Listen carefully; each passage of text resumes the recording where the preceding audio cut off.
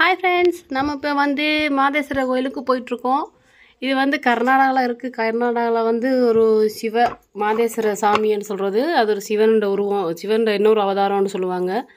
ஆனால் உண்மைக்குமே இந்த கோயிலுக்கு போனால் என்னை பொறுத்த வரைக்கும் நிச்சயதெல்லாம் நடக்கும்னு நான் சொல்லுவேன் உண்மைக்குமே. ஏன்டா அவ்வளோ ஒரு ஃபேமஸான கோயில். எனக்கு வந்து இந்த மாதேஸ்வர சுவாமி எனக்கு ரொம்ப பிடிக்கும். நான் வந்து 2-3 தடவை இந்த கோயிலுக்கு வந்திருக்கிறேன்.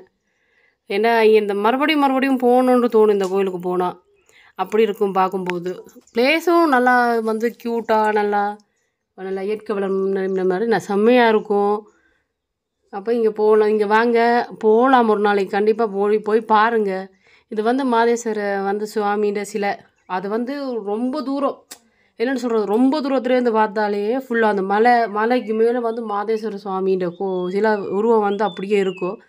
ஆனால் பார்க்கும்போது செம்மையாக இருக்குது. இது வந்து நான் ஜூம் பண்ணி தான் இந்த வீடியோவே எடுக்கிறேன். அதில் வந்து பாருங்கள், மாதேஸ்வர சுவாமி தெரியுதா, அந்த ஜூம் பண்ணி எடுக்கும்போது. இதெல்லாம் ஜூம் பண்ணி எடுத்து இவ்வளோ இருக்கும், செம்மையாக இருக்கும், பார்க்கும்போதே நல்லாயிருக்கும். புலிக்கு மேலே உட்காந்துருக்கிறது. எனக்கு சிவனா ரொம்ப பிடிக்கும், சிவபெருமானா ரொம்ப பிடிக்கும்.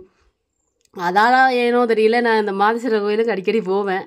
3-4 தடவை போயிட்டு இதோட மாதேஸ்வர கோயிலுக்கு போயிட்டு ஒரு வேண்டுதல் வச்சுட்டு வந்து, நமக்கு வந்து ஒரு வேண்டுதல் வச்சோண்டா கண்டிப்பாக வந்து அது நடந்திருக்கு, இல்லைன்னு நான் சொல்லல, நடக்கும். இந்த கோயிலில் போய் நீங்கள் வேண்டுதல் வச்சிங்கன்னா உண்மைக்கும் நடக்கும்.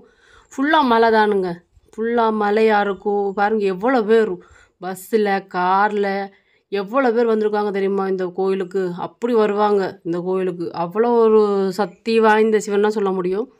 நம்ம உள்ளே போயாச்சு. உள்ளே போகும்போது நல்லாயிருக்கும். அதில் வந்து முன்னுக்கு போது மண்டபம் மாதிரி இருக்கும். அதை தாண்டி உள்ளுக்கு கோயிலுக்கு போகணும். நல்லாயிருக்கும் போகும்போது. சரி, கிட்டத்தட்ட நானும் நடந்து போயிட்டுருக்கேன்.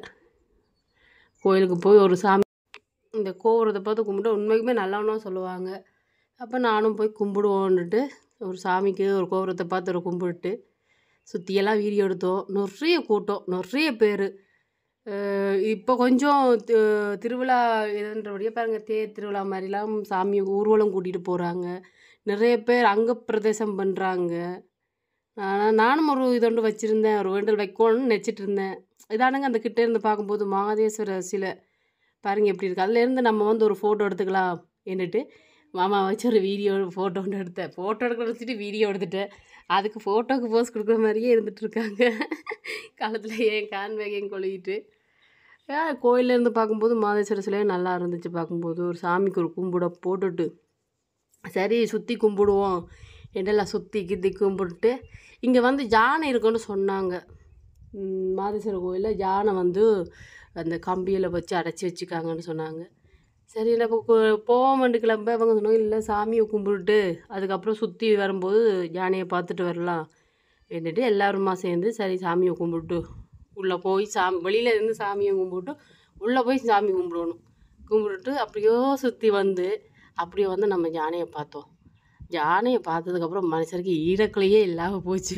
இதை மட்டும் அவுட்டு விட்டுட்டாங்கள்டா, இந்த கதவை மட்டும் ஜன்னல் கம்பியை மட்டும் அவுட்டு விட்டாங்கள்டா, நம்ம நிலைமை என்னன்றதை நான் யோசித்தேன் ஒரு நிமிஷம். ஆனால் நல்லா இருந்துச்சு பார்க்கும்போது. அது மட்டும் அமைதியாக அது பாட்டுக்கு தண்டவாளில் சாப்பிட்டு கொண்டே இருந்துச்சு, ஒரு இலையாக இருந்து சாப்பிட்டு இருந்துச்சு. அப்போ நாங்கள் அவங்கக்கிட்ட கேட்டோம், இந்த யானையை திறந்து விடுவீங்களான்னு கேட்டோம்.